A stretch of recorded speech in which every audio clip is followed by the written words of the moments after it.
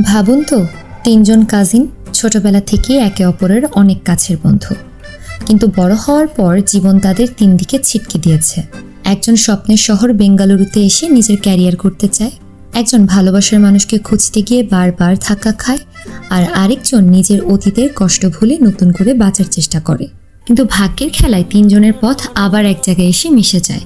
আজকের গল্পে আছে বন্ধুত্ব, ভালোবাসা, বিশ্বাস, ভুল বুঝাবুঝি, পুরনো প্রেমের কষ্ট, বাইক রেসিং আর এমন কিছু সম্পর্ক যেগুলো আপনাকে কখনো হাসাবে আবার কখনো চুপচাপ করে দেবে।